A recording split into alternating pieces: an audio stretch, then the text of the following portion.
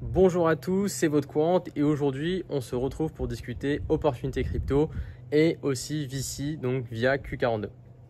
Donc dans un premier temps, ce qu'on cherche c'est les meilleurs rendements risques, c'est-à-dire que c'est vraiment ça qui compte, c'est de trouver les deals ou les opportunités, que ce soit même investissement, d'achat d'altcoin, qui présentent les meilleurs rendements risques. Et c'est vraiment ça qui compte.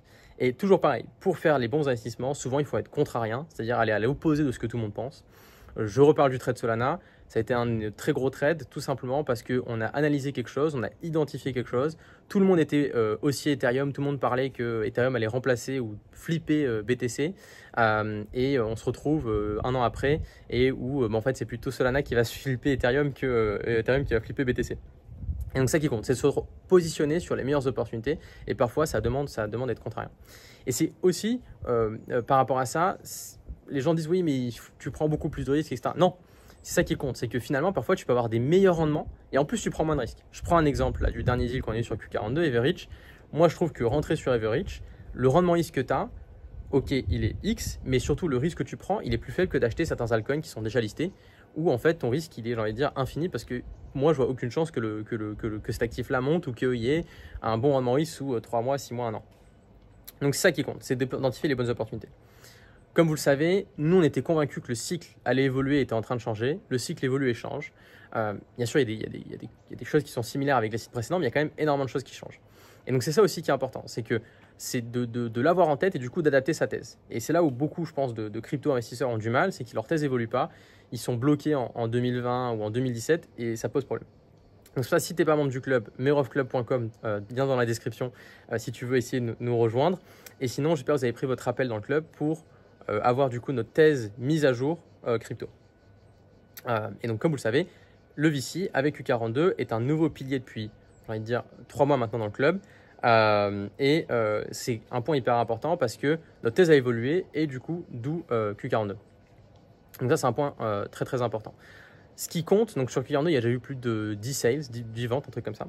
Donc c'est de trouver les meilleurs rendements risques. Et c'est là où en fait le travail de sélection il est hyper important. Et c'est là où vraiment vous allez faire la différence, c'est comment trouver les meilleurs deals. Donc déjà dans un premier temps, il faut trouver déjà les bons secteurs. Donc nous, comme vous le savez, on est assez haussier sur AI Depin, BTC Ecosystem et d'autres choses. AI Depin, c'est un truc qui est hyper intéressant parce qu'en plus, nous qui sommes crypto-investisseurs, ça nous permet de prendre de l'exposition sur l'IA, parfois qu'on manque de stock, etc., etc. Donc ça c'est hyper intéressant. Et nous, on est très très bullish AI Depin. Il y a énormément de mecs dans la team qui connaissent très très bien l'IA. Moi, par exemple, j'ai 2 masters en IA, j'ai fait un master Imperial College en IA. Donc, on est beaucoup à très bien connaître l'IA dans l'équipe. On en fait déjà pas mal, un peu, que ce soit au quotidien sur les outils qu'on utilise ou sur certains trucs de trading. Et donc voilà, ce qui compte à tenir en compte, c'est d'investir dans des secteurs qui n'ont pas d'effet de mode, qui sont là pour here to stay, enfin, on va dire ici pour rester, comme l'IA par exemple. Et d'éviter tous les secteurs qui sont basés sur des faux narratifs, qui sont pas si résilients que ça, etc. etc. Donc ça, c'est hyper important, c'est de choisir le bon secteur. En fait, c'est choisir le bon secteur, après choisir bien évidemment les bons projets dans ce secteur-là, et après aller vers les projets qui maximisent le rendement risque. Et c'est ça, nous, qu'on voit, le problème qu'on voit, c'est trop d'investisseurs, trop de personnes dans le club qui ne se concentrent pas assez rendement risque et font pas assez de recherche pour identifier le rendement risque sur chaque projet. Et du coup, ça peut vite aller à la catastrophe. Et c'est toujours pareil. Il vaut mieux ne pas investir son argent, le garder plutôt que de faire des mauvais investissements. Donc, il vaut mieux sit on cash. Et je pense que c'est aussi ce que les membres ont compris avec Q42, c'est que parfois, il vaut mieux attendre en cash, pas forcément racheter les dips, pas forcément racheter des altcoins ou quoi, savoir rotate et surtout attendre avec du cash pour avoir les bonnes opportunités. Et quand on a les bonnes opportunités, les saisir de façon assez franche. Moi, c'est mon cas maintenant. J'essaye bien évidemment de trop générer le plus d'opportunités possible. Donc, c'est un travail au quotidien à parler à plein de potes et dans des groupes alpha, etc.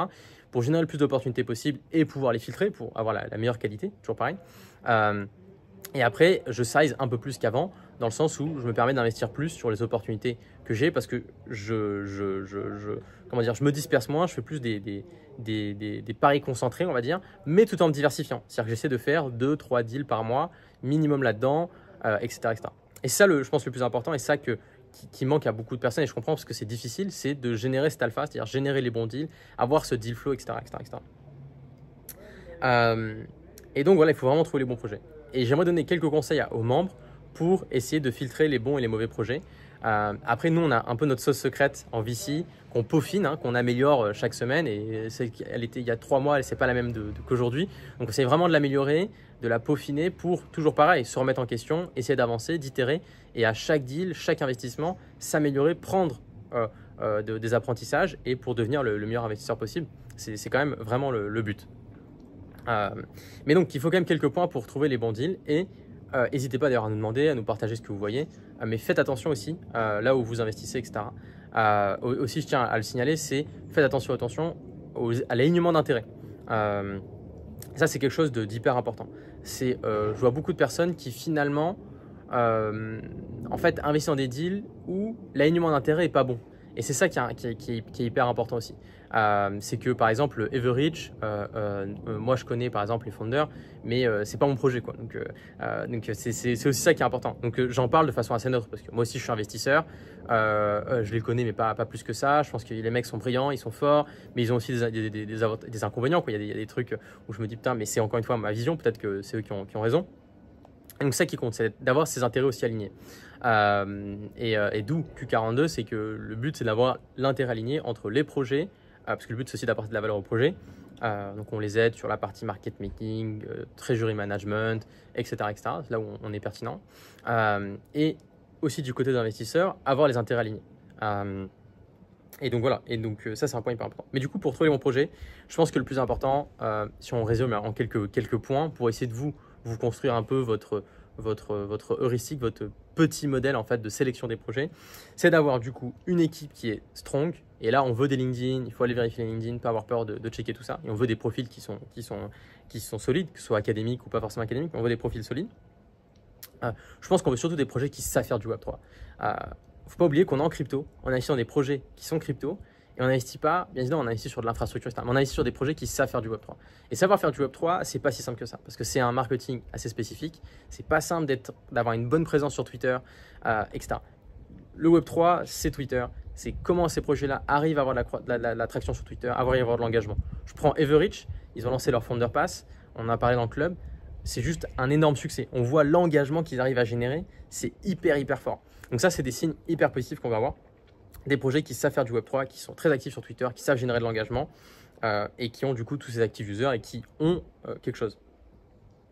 Je pense que bien évidemment, c'est avoir des projets aussi qui ont des ambitions qui font sens. Et quand je dis ça, ça peut paraître un peu grotesque, mais c'est bien évidemment, on veut des founders qui sont ambitieux, mais qui sont réalistes aussi. Et je pense que c'est ça aussi où parfois beaucoup d'investisseurs se trompent et investissent de la mauvaise façon, c'est qu'ils vont parler à des mecs qui ont des ambitions folles, ils vont être impressionnés par ça. Non, c'est quelles ambitions tu as eues, qu'est-ce que tu as délivré, où est-ce que tu en es maintenant. Et du coup, c'est hyper important d'avoir des founders qui sont réalistes sur leurs ambitions et qui aussi mettent les moyens. C'est facile d'avoir des ambitions, de dire je veux révolutionner telle chose, mais il faut être capable de prouver que tu peux le faire, avoir un plan. Aussi d'investir dans les bons narratifs, éviter les narratifs qui sont morts. C'est pour ça que par exemple, chez Q42, il n'y a pas eu de DeFi pour le moment. Et vous assurez, on a eu plein de deals qui sont passés parce que, tout simplement parce que ce n'est pas le bon marché pour ça en ce moment. Et du coup, le rendement risque est moins bon, donc on passe. Et pourtant, il y a un truc DeFi hyper intéressant. Aussi, je pense le point important, c'est, à part si vous avez un très gros network, c'est d'investir dans du token et pas de l'equity. Parce qu'on est en crypto, on veut du token. C'est la force du VC crypto, c'est qu'on va récupérer un token. Donc, c'est que ça va beaucoup plus vite qu'en Web2. Je vous assure, Web2, j'ai fait quelques investissements VC Web2. J'en suis énormément, j'essaie d'en faire et c'est très lent. Et c'est pour ça que c'est réservé une classe de personnes vraiment plus riches. Après, encore une fois, ça dépend un peu de ce qu'on entend par le VC Web2. Il y a plein de types de VC Web2, mais il faut vraiment un très gros portefeuille. Alors qu'en crypto, vous pouvez démarrer vraiment très petit et ça peut être un booster de votre patrimoine et c'est ça qui est hyper intéressant. Donc, on va investir sur du token. Pour vous faire référence, on veut des projets qui savent faire du Web3, mais je pense au-delà de ça, on veut des founders qui sont natifs Web3 et des founders qui ont cette culture Web3 dans leur ADN, qui savent faire les choses. Encore une fois, c'est pour donner un exemple d'Everidge, on les voit sur les socials, ils sont hyper actifs, niveau marketing, etc. Sans faire des choses qui sont, à mon avis, évidemment, ça leur coûte de l'argent, mais c'est pas débile comme type de dépense, quoi. Parce que c'est sûr que tu peux vite faire des dépenses débiles et d'avoir de la dépense marketing. Mais ils sont là, ils arrivent à durer. Ils sont là, ils ont la cadence, ils savent monter la cadence, qu'ils ont eu leur mint, relâcher, etc. Et c'est des fondeurs qui connaissent le Web3 et ils leur montrent vraiment très peu de choses pour être hyper polyvalent partout. Donc ça, c'est hyper intéressant. Euh, donc voilà. Donc c'est ça, je pense, un peu ces quelques points-là. Et après, maintenant, c'est d'avoir les bonnes validations, etc. Moi, pour vous dire, en perso, je fais pas mal de deals. Je dû en faire 4-5 là en août. Il y a aussi parfois où il y a des deals où je trouve que le rendement risque est un peu moins intéressant, c'est-à-dire que ça coche toutes les cases. On passe un peu dans les modèles, ça nous met pas mal de positifs, mais après, je trouve que le rendement risque est un peu moins intéressant parce que la valorisation est trop ci et ça. Donc parfois, moi, je prends les deals parce que si je pense qu'il n'y a pas d'opportunité meilleure ailleurs, bah, voilà, j'ai des besoins de déployer du capital, donc je peux saisir cette opportunité-là. Mais voilà. Donc c'est pour ça que c'était hyper important de refaire ce petit récap.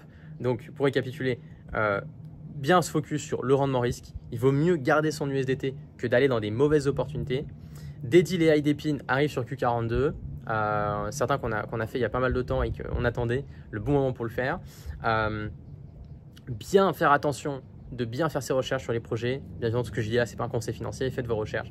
Et après, quelques clés que je vais donner pour identifier un bon projet d'un mauvais projet si vous faites du VC Web3. Et ça vous permet d'éliminer rapidement les projets. Et c'est pas gênant d'éliminer des projets.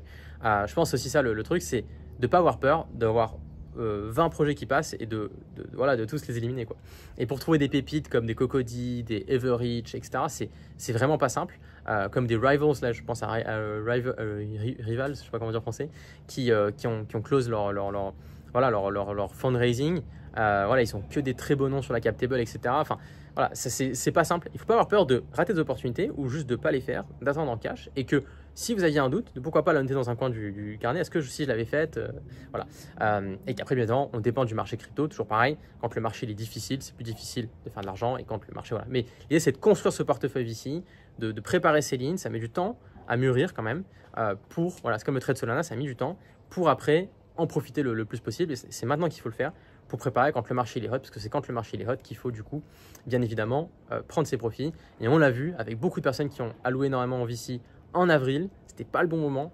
Maintenant, c'est le bon moment. Et il y a de fortes chances quand le marché soit hot, il y aura de choses d'opportunités, ce sera peut-être moins le bon moment. Donc voilà, c'était votre quant pour discuter un peu de ça. J'espère que ça n'a pas trop bougé.